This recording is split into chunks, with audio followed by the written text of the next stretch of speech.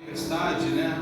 O vento e o mar, essas águas, e que assim é de nos fazer estar preocupados. Pode parecer uma coisa muito passa despercebida, mas nós temos escutado muito as pessoas falarem nos púlpitos de nossas igrejas, escreverem canções sobre isso e até mesmo isso tornar-se algo, uma convicção nas pessoas. Por exemplo, a Bíblia vai falar para nós, quando vai falar da história de Jó, lá no primeiro capítulo do livro de Jó, que estava lá, né, os filhos de Deus reunidos, e Deus está presente, e de repente aparece, né, Satanás, naquela reunião, e Deus pergunta: de onde você vem? Ele fala: de rodear a terra, passear por ela. Vocês lembram disso? Desse diálogo aí? E aí ele falou assim, né, Deus falou que vixe, lá você é o Jó, tal, né, começou a falar bem dele. E aí, irmãos, diz o que lá? Vai desenrolar a história, ele é assim por causa disso, daquilo, né? E aí Deus falou o que para ele? Vai lá, né? Eu quero só recapitular aqui, mas deixa marcado em Lucas. Não precisa abrir lá em Jó, não, mas eu quero abrir só para poder não falhar na escrita, no texto exatamente com vocês, para a gente poder contextualizar isso que nós estamos falando aqui, trazendo hoje. E aí vai falar o quê? E aí vai dizer aqui e tal, Jó fazia continuamente, tudo bem, aí observou Jó tal, e aí se desvia do mal, e aí ele faz isso porque, né, tudo favorece, né? Então, e aí ele falou o seguinte: Deus falou para ele: estende, porém a mão, e toca-lhe tudo quanto tem, e verás que não blasfema. Não, é Satanás está falando. E Deus falou: eis que tudo quanto ele tem está no teu poder. Eis que tudo quanto ele tem está no teu poder. Somente contra ele não estendas a mão, e estarás sendo a presença do Senhor. E aí já vou falar qual é a palavra que virou música e é muito falada no meio evangélico em geral, mas, irmãos, na verdade ele é um tanto contraditório. Estou falando, irmãos, da palavra permissão de Deus. Permissão de Deus. Permissão de Deus dá a impressão para nós, dá-nos a impressão, a gente está aqui conversando, né, irmãos? Estamos tentando formar aqui contextualizar um pensamento sobre um assunto. Dá-nos a impressão de que, assim, alguma coisa já estava pronta para acontecer, e aí Deus acabou permitindo que acontecesse. Deus deixou, por exemplo, é como se Deus deixou que aquele homem mau fosse lá e assassinasse uma outra pessoa. Deus permitiu. Isso é muito perigoso, é muito sério, porque nós acabamos como estamos, estamos autorizando. Deus autorizou alguém a matar outro. Vocês estão compreendendo o que eu estou falando aqui, irmãos? Deus permitiu. Então Deus estava autorizando, assim embaixo, aquela ação daquele homem mau. Só que nós vamos entender, a Bíblia vai falar muito, irmãos, sobre os desígnios de Deus, os decretos de Deus, sobre a vontade de Deus. Por exemplo, é claro que você também vai ler na Bíblia algo que é um pouco assustador. Quando Paulo vai falar isso de maneira mais explicada, mas em Abacuque vai dizer, no livro do profeta Abacuque, ele sendo boca de Deus, vai dizer o seguinte: que Deus, ele amou a Jacó e aborreceu a Esaú. E a palavra aborreceu foi uma tradução para a língua portuguesa mais branda, mais suave, mas na língua hebraica, a palavra correta ali conotada, que eu não sei agora pronunciar para vocês, mas vai explicar, vou estar anotando para vocês essa informação, vai dizer que é odiou. Deus odiou a Esaú. Deus amou a Jacó, mas odiou a Esaú.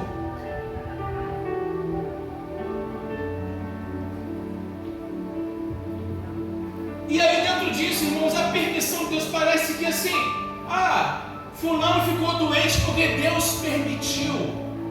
A gente começa lendo que de maneira alternativa ou indireta, talvez responsabilizar a Deus sobre algumas coisas erradas que estão acontecendo, ou que acontecem. E a Bíblia, se nós fizermos um estudo mais detalhado, nós vamos verificar que existe a vontade de Deus, vontade soberana de Deus, a onipotência de Deus sobre as coisas, os decretos dele sobre todas as coisas. Mas em contrapartida existe também uma coisa que eu quero também aqui, não quero entrar nesse assunto hoje porque é um assunto extenso, mas sobre a questão do livre-arbítrio desse homem. E aí eu prefiro não falar sobre o livre-arbítrio, eu prefiro falar sobre a responsabilidade que está sobre esse homem nos atos que ele comete.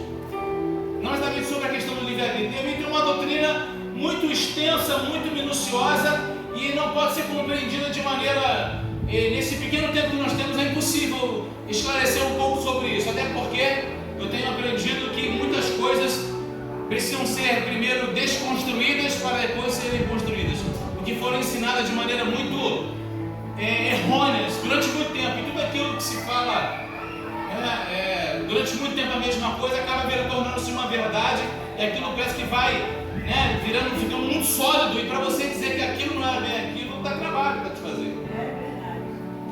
Inclusive, para ser mais preciso, vou usar um exemplo de um pastor que trabalha na área de engenharia civil. Ele falou o seguinte, que uma estaca, que quando funciona, como é que funciona de uma estaca?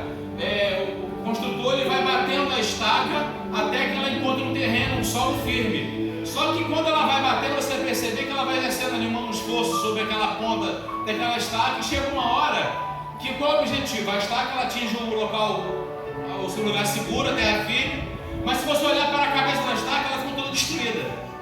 Ela não serve para mais nada. Ela apenas serviu para receber as pancadas, depois tem que ser arrancada. O objetivo, qual é o objetivo? O objetivo é a terra firme que chegou, que aquela estaca chegou. Não é a cabeça dela toda arrebentada.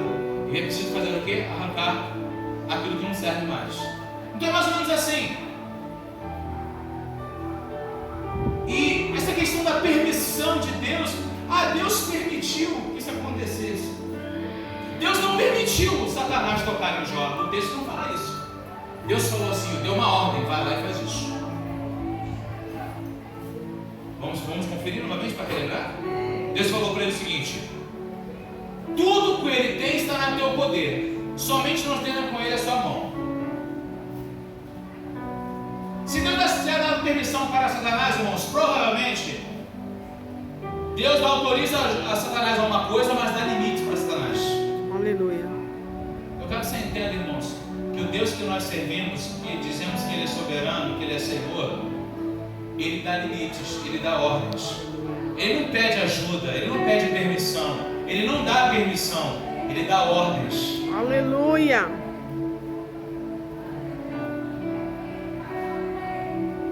Falo isso aqui, irmãos, não para...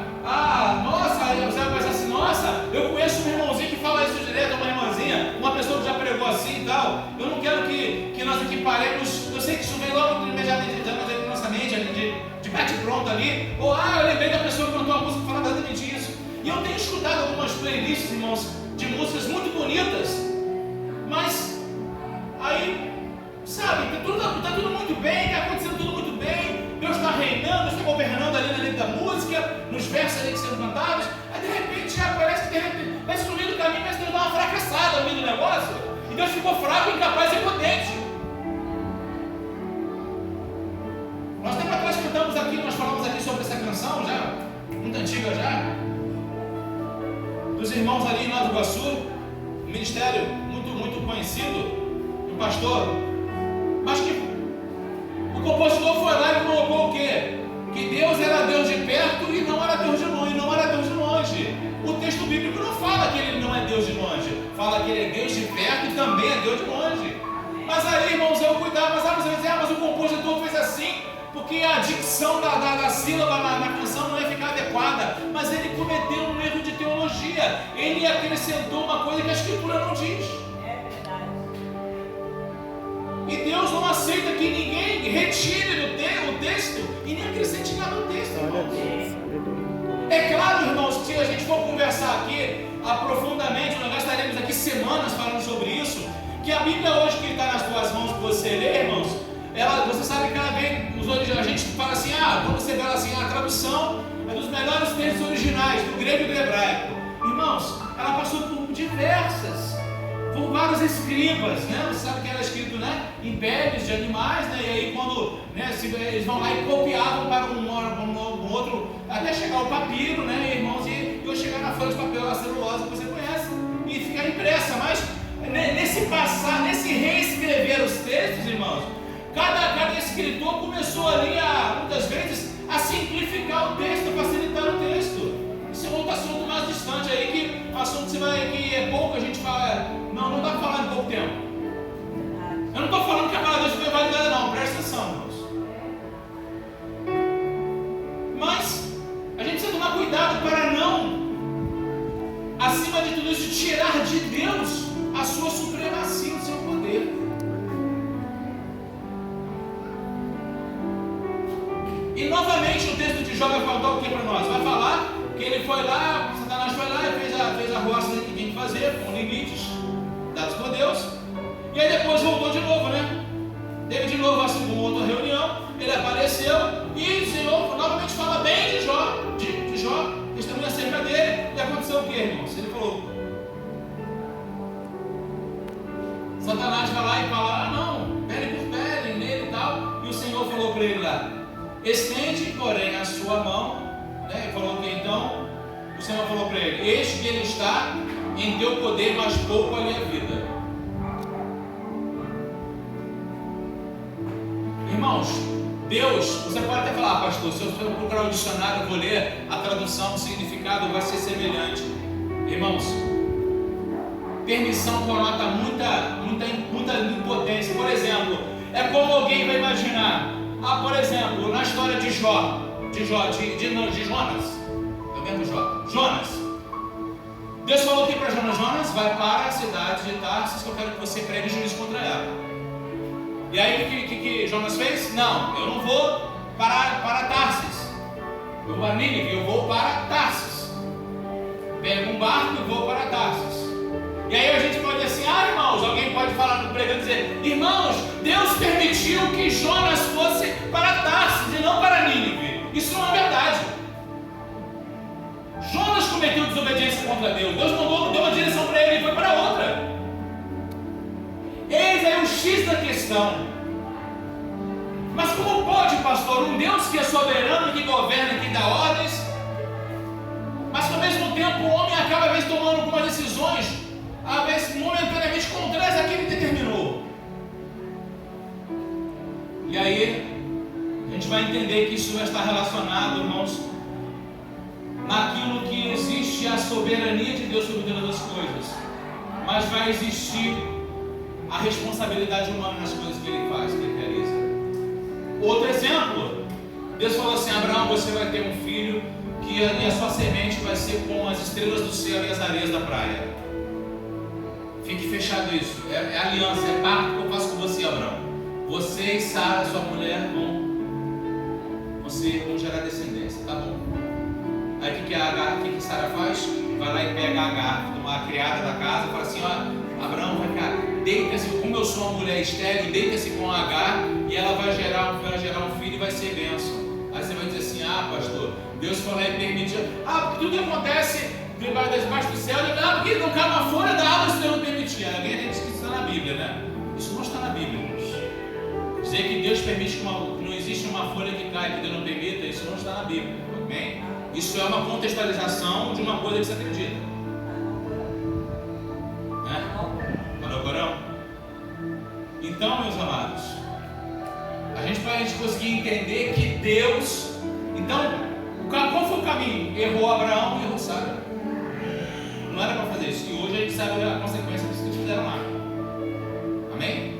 Tem consequências que vão até hoje por causa disso. E Deus precisou falar o que com ele? Renovar novamente com ele a aliança, né? Relembrar ele, olha. Por quê? Porque ele tinha errado o percurso, Abraão, diante daquilo que Deus tinha sentenciado e decretado para a vida dele. Então, amados, por que eu estou falando? Porque nós lemos o texto lá de Lucas. Por que o texto de Lucas? Porque nós vamos ver aqui exatamente uma prova clara. Deus falou o seguinte: passemos para o outro lado da margem, do lago. E eles partiram e ele adormeceu. Jesus. E quando acontece vento, tempestades, Deus permitiu. A Bíblia vai dizer para nós, irmãos, que não existe, que o Senhor não nos dá prova nenhuma além daquela que nós não possamos suportar. Nós precisamos compreender, irmãos, que Deus, Ele, quando Davi diz lá no Salmo 139, ele fala o seguinte: todos os meus dias estão escritos no teu livro. Irmãos, quando a gente acredita nisso, desculpa a expressão, de cabo a rabo, a gente não acredita em mais nada. Porque todas as coisas vão contribuir para o bem daqueles que amam a Deus. Faz parte do processo. Faz parte da nossa vida. Mas Deus permitiu. Só que é interessante que às vezes dizemos que Deus, usamos a expressão Deus permitiu que isso acontecesse comigo, mas às vezes a gente parece que não corresponde na segurança, na confiança de passar por aquela situação que nós dizemos que Deus permitiu. Nós sucumbimos muitas vezes nelas. Há algo errado nisso. Se eu acredito, irmãos, que Deus decretou aquilo, que eu teria que passar por um momento, porque ainda que eu andasse pelo vale da sombra da morte, eu não teria mal algum, porque a tua mão está comigo, a tua vara e o teu cajado me consolam. Não foi o que Davi disse no Salmo 23? Sabe, eu entender que Deus tem cuidado da minha vida, Deus conhece todos os dias da minha vida, e eu passo por eles, embora eu não os conheça, eu vou conhecê-los quando eu tenho a oportunidade de acordar no dia seguinte com vida. E quando chega nesse dia seguinte que Ele me concede, eu vou descobrir algumas coisas que vão acontecer, os meus passos que eu vou dar, se serão passos assertivos ou serão errôneos. Saberei ali, descobrirei a vontade de Deus naquele dia para a minha vida. Mas eu preciso acreditar e confiar, irmãos, que até mesmo as coisas que podem parecer contrárias e avessas à minha vida, eu preciso acreditar que Deus tem exatamente o controle dela na palma da mão dele. Eu preciso acreditar nisso. Glória a Deus, aleluia. Porque se ele não tiver, irmão, se eu não tiver a confiança de que isso está sob o controle da mão dele, irmãos, desgraçados homens que somos nós, estamos perdidos. Mas se eu sei que tudo isso, eu sei que vem do Senhor. Lembra que Jó vai falar na sua história? Ele vai contar na sua narrativa, na sua história de vida? Ele falou, conversando, ele falou assim: eu recebi de Deus o bem, também não poderia receber o mal. Lembra disso? Sabe, eu entender, irmãos, que Deus, acima de tudo, Deus quer me ensinar. Deus quer que eu passe. Por quê? Por uma canção que foi cantada aqui hoje, pelo dueto aqui. Por que descer? Por que como Naamã? Para que Deus fez Naamã? O profeta mandou Naamã. Qual era a lição de prática disso? É Naamã entender a humildade. Porque ele não questionava, havia vários rios mais limpos para serem opção para aqueles 7 mergulhos. Mas Deus fala, mas o profeta disse: vai lá no Jordão, que na época era o mais sujo na época. Sabe o que é isso? É questão, é um aprendizado para nós. Temos que entender, irmãos, que tudo que acontece na nossa vida deve ser um aprendizado. Não é um momento que parece que Deus abandonou a gente assim, deixou. Até mesmo, como Jesus vai dizendo na cruz: Elomina, basta bactane, Deus meu, porque me desamparaste. Essa é uma expressão desesperadora do Filho do Homem, Deus ali na cruz. Mas em momento algum Deus abandonou seu Filho, irmãos. Em momento algum. Não, e a prova é que ele não abandonou, que foi quando na hora, depois de passar 10 dias no sepulcro, depois de 3 dias, o Espírito Santo vai lá, Deus envia o Espírito Santo para ressuscitar Jesus dos mortos. Então, tudo isso, desde o nascimento de Maria, E aquela coisa confusa, né? Porque com mulher que concebe do Espírito é uma coisa meio confusa, né? Mulher conceber do Espírito, gerar criança do Espírito, confuso. E o José não tinha casado oficialmente, estava casado agora oficialmente. Olha que confusão, gente. E no final, o Filho de Deus, ressurreto, recebendo o nome acima de todo nome, para cumprir o propósito eterno do Pai. Glória a Deus. Sabe, irmãos, Deus decreta sobre nossas vidas. Deus dá autorizações para a coisa acontecer na nossa vida. Deus simplesmente traz à existência aquilo que Ele mesmo escreveu no livro dele acerca de nós. E voltando lá para Jonas, qual foi o final da história de Jonas? Deus mandou Jonas ir para Nínive. Não vou, me joga no barco, eu não vou pular, me joga no barco. Resistente. Não vou pular do barco, me joga. Se quiser que me pegue, me joga. Pegam ele, jogam ele. Deus pega, vou começar a tratar ele, vou botar ele dentro de um grande peixe. Engole ele. E aí há uma tipologia de Cristo, né? De Jonas lá dentro do peixe. Por 3 dias. E quando ele é cuspido onde? Em Nínive. Porque Deus falou, eu quero você lá em Nínive. Deus não muda, irmãos.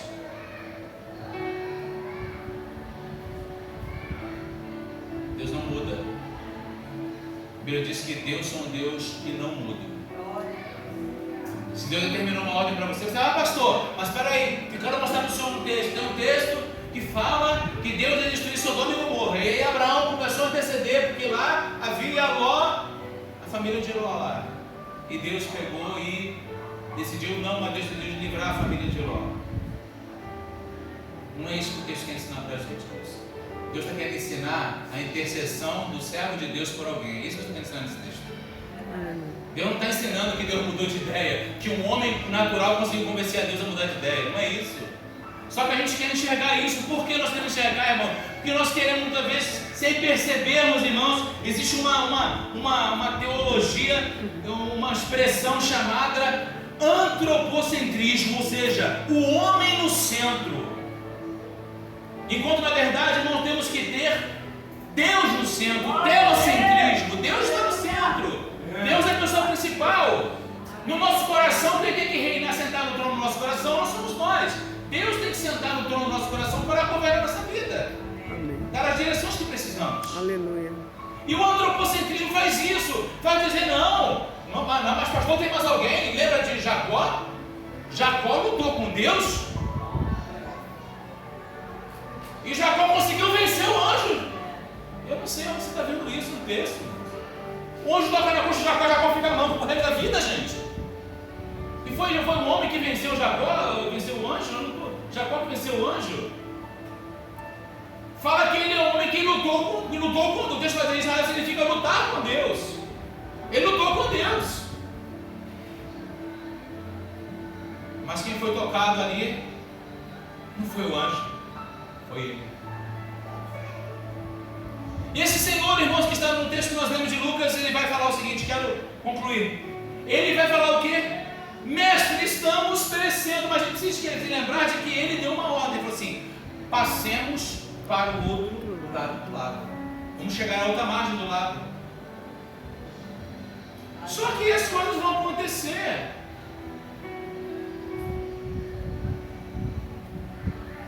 E despertam ele e falam o quê? Jesus, mestre, estamos perecendo. E outro evangelista vai falar assim, você não está preocupado, quem está aqui quase morrendo, não? O barco está virando. E Jesus, o que ele faz, irmãos? Ele se levanta e repreende o vento e a fúria da água.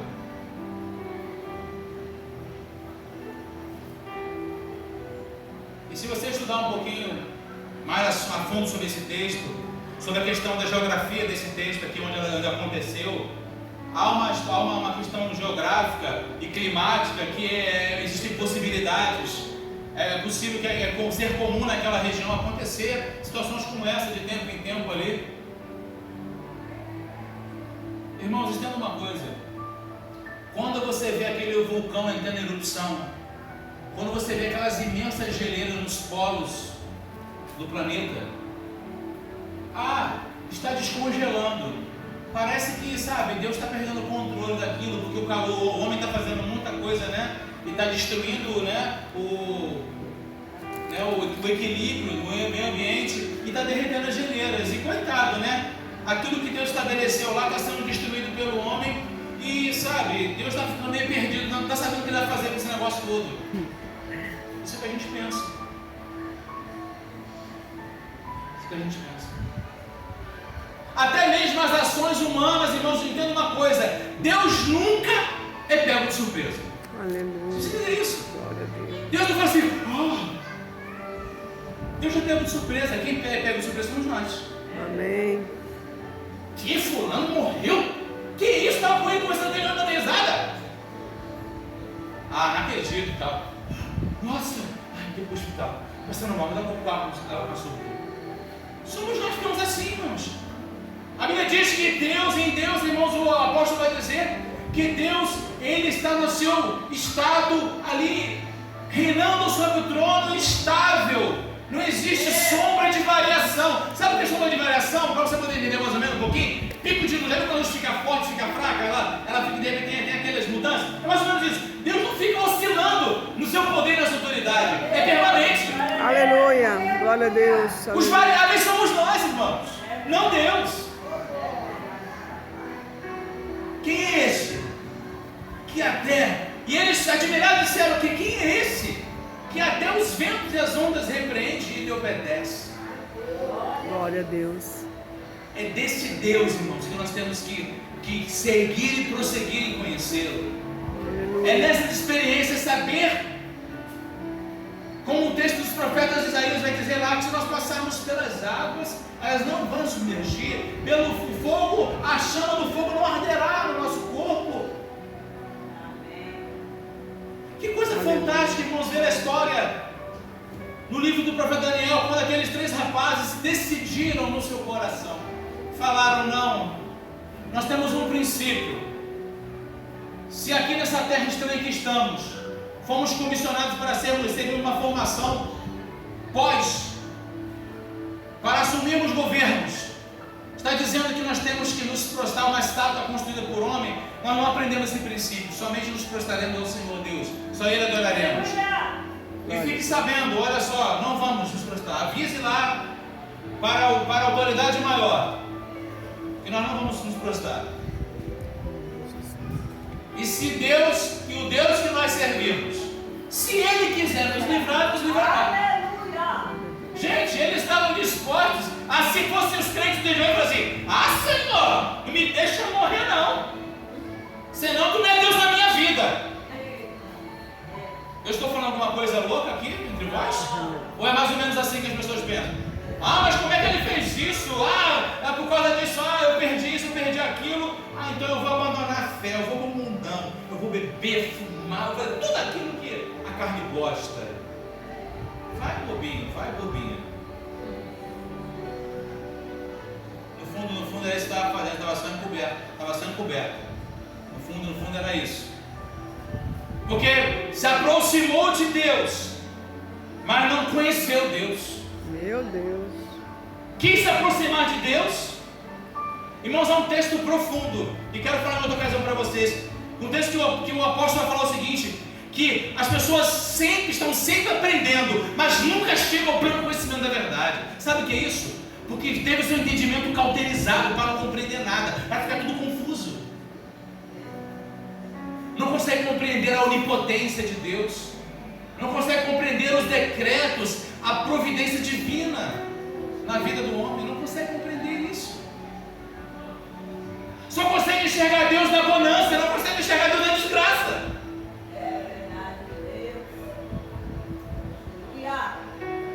Só consegue enxergar Deus no ganho, nunca na perda. Nessa noite o Espírito Santo nos desperta para pensarmos que esse Deus, Ele não está indiferente com a minha vida, com a sua vida. Aleluia. afinal de contas, irmão, fé serve para quê? Jesus falou o que para eles aqui? Perguntou para eles. Qual foi a pergunta dele para eles aqui?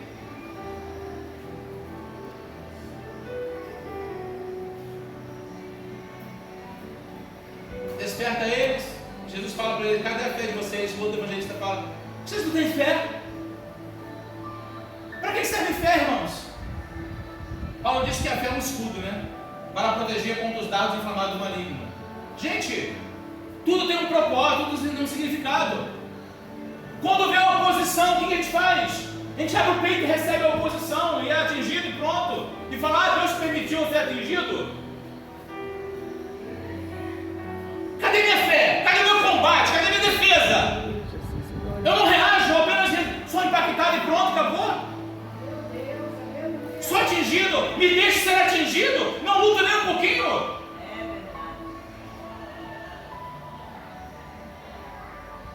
Sabe, irmãos, em meio à oposição contra a nossa vida, é preciso ter posicionamento, é preciso estarmos firmes. Saber que esse Deus, é muito fácil pegar as coisas, irmão, da nossa vida, as derrotas da nossa vida e falar assim: ah, Deus está cuidando das coisas, eu não consegui isso, ah, Deus sabe por quê, que Ele não queria que eu conseguisse.